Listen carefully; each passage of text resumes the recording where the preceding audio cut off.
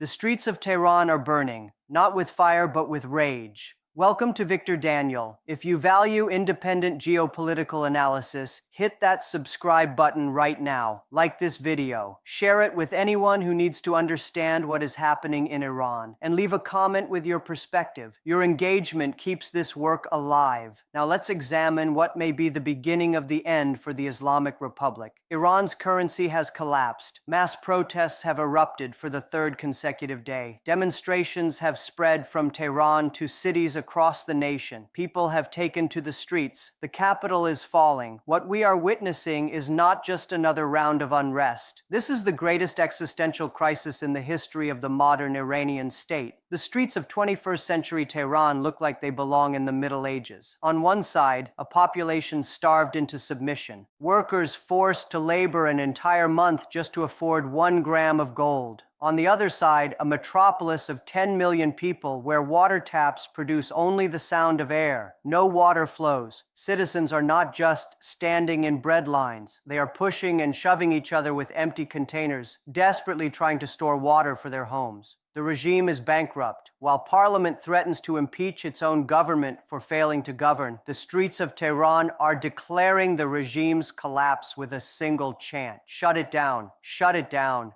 Iran is not merely experiencing an economic crisis. It is facing total systemic collapse. There is no water, there is no money, there is no authority. To understand how the situation deteriorated to this point, we must first examine what is happening on the ground. On December 30th, Iran was forced to declare a state of emergency in the heart of its capital. This was a panic response rarely seen in the nation's history. Life officially came to a halt in provinces considered the nerve centers of the regime: Tehran, Alborz, and Karaj. Government offices closed, universities shut down, schools sent students home. Even the stock exchange, the very heartbeat of economic activity, ceased operations. The regime showed the only reflex available when you lose the ability to govern a state. They locked the country's doors. But it was not just the physical doors that were locked. It was the state's authority itself. Footage published on social media and independently verified proves that the balance of power on the streets has completely shifted. In areas that have been ruled for years with an iron fist by Basij militias and revolutionary guards, protesters are no longer running away. On the contrary, they are sitting in front of security forces. They are blocking roads, and it is the police who are seen retreating when they attempt to intervene.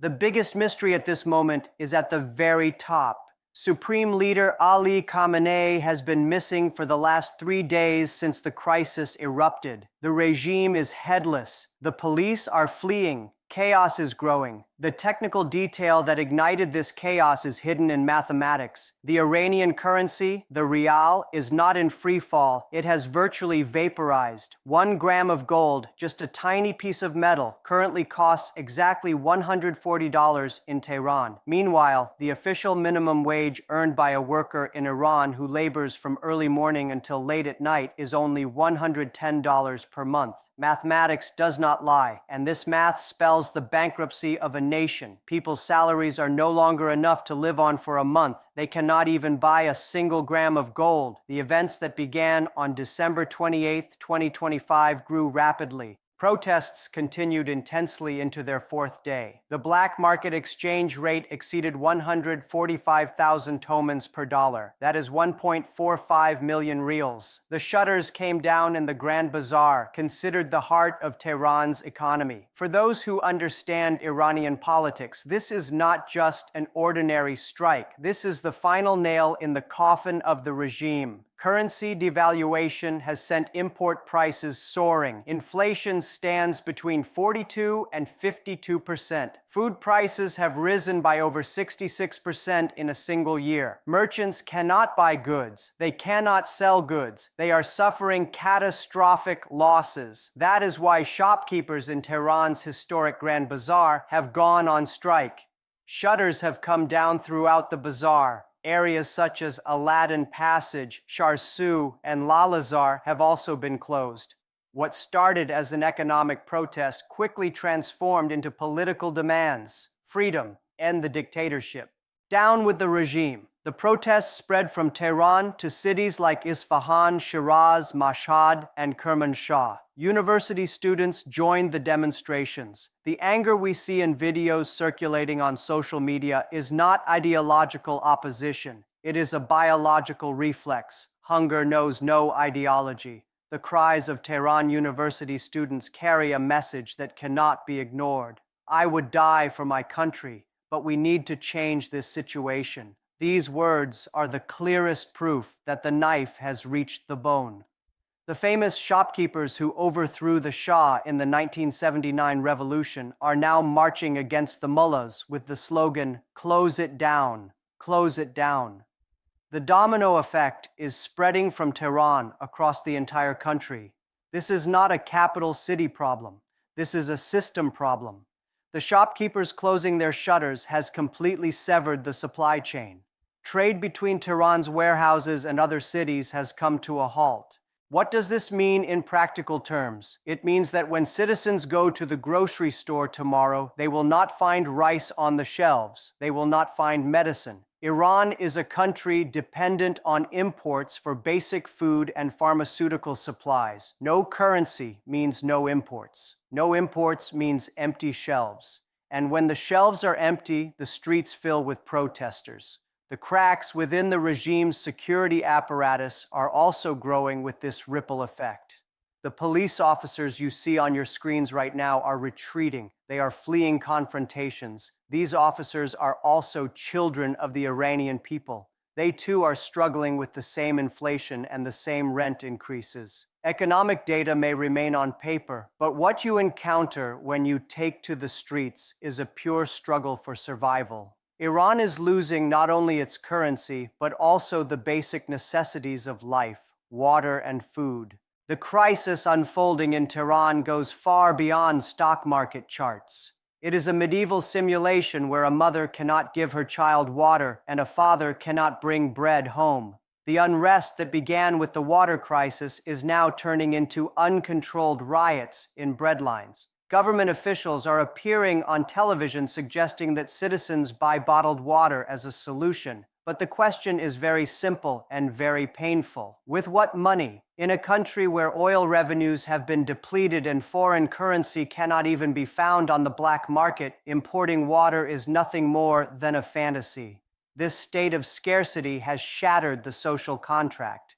The tacit agreement between the Iranian people and the regime has been torn up. People have realized that the state cannot protect them. It cannot even feed them. This is the most dangerous moment for any regime. The wall of fear has collided with the wall of hunger and collapsed. The fire in the streets has finally ignited the thick curtains of the palace. A full-blown political cannibalism has begun inside the regime. The regime is now devouring itself. Central Bank Governor Mohammad Reza Farzin resigned. President Pezeshkian called for dialogue, but the crackdown continues. Parliament Speaker Mohammad Bagher Ghalibaf appeared before cameras and openly, harshly threatened his own president, Masoud Pezeshkian. If you cannot stop prices from rising, we will remove you from office. This is a declaration of civil war within the regime. Why now? Because there is no money left in the coffers. Top state officials have admitted that $6.7 billion that the oil ministry was supposed to bring into the country is missing. The money is simply gone. As lawmakers accuse each other of theft, state authority has collapsed. Oil revenues have been completely depleted in the first 8 months of the fiscal year. The government is now forced to loot the National Development Fund just to pay civil servant salaries. The government is being forced to resign. Pezeshkian is cornered. The regime has lost its legitimacy beneath the economic wreckage. This picture shows us not a state crisis, but a state bankruptcy. On one side, the dollar exchange rate has skyrocketed to 1.44 million rials. On the other, billions of dollars in oil revenue have been lost. Iran is rotten, not only economically, but also morally and administratively. And this decay can no longer be hidden. From Shush Bazaar to Aladdin Shopping Center, it echoes everywhere with the sound of shutters closing. So how long can a police officer whose salary has melted away and who cannot bring bread home swing his baton at his own neighbors, his own merchants? The regime's greatest fear is not the number of protesters. It is the security forces reaching the point of insubordination, and signals from the field indicate that this point is not far off. The warnings made by members of parliament saying, "I seek refuge in God from the wrath of the people," are actually admissions of their own fears. This ripple effect has hit not only the streets, but also industry. Iran's industrial production has effectively halted due to the energy crisis and lack of raw materials. And here the story goes beyond being just a tragedy for the Iranian people. It becomes a global security issue. Those factories do not just produce refrigerators or cars. Those factories produce the death machines raining down on civilians in Ukraine. The Shahed drones. The chaos in Tehran is the biggest blow to Moscow's supply chain. While the Iranian regime discusses evacuating its own capital with no electricity in its own factories, how will it provide Russia with uninterrupted ammunition? The answer is simple. It will not. The collapse at home will wipe out the military projection abroad. Now let us pull the camera back from the streets of Tehran and see what this fire means on the global chessboard. Why is this chaos in Tehran setting off panic alarms in Moscow? Because the cheap Shahed drones that Vladimir Putin relied on to strike Ukraine, marketed as a game changer, are produced in this very country with its collapsing economy, power-cut industrial zones, and striking workers. For Russia, the equation is very simple and very frightening. If the economy in Iran stops, industrial production stops. If the government falls or civil war breaks out, the logistics lines are cut. History has taught us this lesson repeatedly. Failed states cannot send weapons to their allies. They only send refugees. Putin's ammunition depot is currently in flames. The Russian army uses hundreds of drones every day on the Ukrainian front, and the flow of these drones is tied to the stability of the regime in Iran by a thread. The Iranian regime is trapped, and inside this trap is Vladimir Putin, who has tied his fate to the mullahs. Moscow, already struggling in the Ukrainian quagmire, now faces the risk of losing its most loyal supplier. This is a strategic checkmate position for the Kremlin. What about the other major allies? As Iran burns, why have Tehran's most trusted Eastern Bloc allies, especially China, fallen silent? This is where the great betrayal comes into play. China is profiting massively from this crisis by buying Iranian oil at prices far below market value, almost for free. Beijing is not investing a single yuan in Iran's collapsing infrastructure or its parched cities. For them, Iran is not a strategic partner, but merely a cheap gas station to be exploited. While Tehran believes it has established an axis of resistance against the West, it has actually been transformed into a cheap resource depot exploited to the bone by its allies. China and Russia are not lifting a finger to stop Tehran's collapse. They are just looking to see what they can salvage from the burning building. And the storm on the horizon is intensifying. United States President Donald Trump's maximum pressure policy is returning. But Iran is not prepared for this storm this time. On the contrary, it is caught at the most vulnerable, most impoverished, and most ungovernable moment in its history. There is no money in the coffers. The people are in the streets, and the government is in disarray. There may not even be a need for external intervention from Washington or Israel. The regime is imploding under its own weight, its own internal contradictions. Israeli airstrikes and subsequent attacks have already cracked the fragile structure. Now those cracks are turning into massive fissures. Another dimension of this collapse is the ecological and demographic disaster. The salt storms rising from Lake Urmia are not only burning the lungs of Iranians, they are pushing millions of potential refugees toward the Turkish border. That means toward NATO's doorstep. This is not an environmental crisis. This is a security crisis. As the regime drowns in the salt desert it created, it is also destabilizing the entire region. But this time, this instability will not be enough to save Tehran. The external enemy card no longer works on a father who cannot bring bread home. The bazaar that overthrew the Shah is now targeting the mullahs. History is not repeating itself. History is demanding accountability. The clock is ticking toward midnight in Tehran, and this time there is no turning back. The bells signaling game over for the Iranian regime are ringing not from Washington, but from Tehran's narrow, angry streets. The lights that went out and the shutters that came down signify not just a strike, but the end of an era. And this end will leave not only Tehran, but Moscow in darkness. Because when the munitions factory burns, the war at the front is over. The regime is devastated, the economy is gone, and the people are no longer afraid. What goes around comes around. The Iranian regime built its power on fear, oppression, and isolation. Now it is collapsing under the weight of those very foundations. The international implications of this collapse extend far beyond the Middle East. Russia's ability to sustain its military operations in Ukraine depends heavily on Iranian drone supplies. If Iran's industrial base collapses, Moscow loses a critical lifeline. China's energy security calculations are also being recalibrated. Beijing may be buying cheap Iranian oil now, but instability in Iran threatens those supply routes. A failed state cannot guarantee stable energy exports.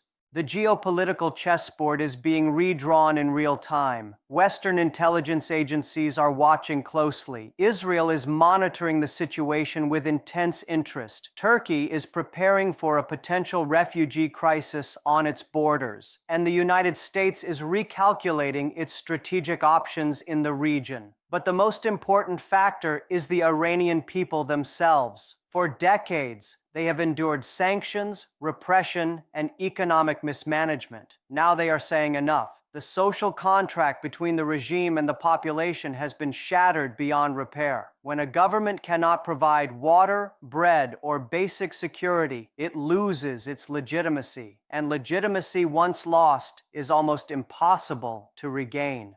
The parallels to other revolutionary moments in history are striking. The fall of the Soviet Union, the Arab Spring, the collapse of authoritarian regimes across the world, all began with economic desperation and ended with political upheaval. Iran may be following the same trajectory. The question is no longer if the regime will fall, but when and how. The bells signaling the end are ringing louder each day. The lights that went out in Tehran are a symbol of a regime that has lost its way. The shutters that came down in the Grand Bazaar represent the severing of the economic lifeline that sustained the Islamic Republic for decades. And the chants of "shut it down" echoing through the streets are the voice of a people who have had enough. This collapse will not only reshape Iran, it will reshape the entire Middle East and beyond. Moscow will lose a crucial ally and weapons supplier, Beijing will lose a cheap energy source, and the balance of power in the region will shift in ways we cannot yet fully predict. The Iranian regime is devastated, the economy is gone, the people are no longer afraid. After all, what goes around comes around. So what are your thoughts on this? How do you see this crisis unfolding?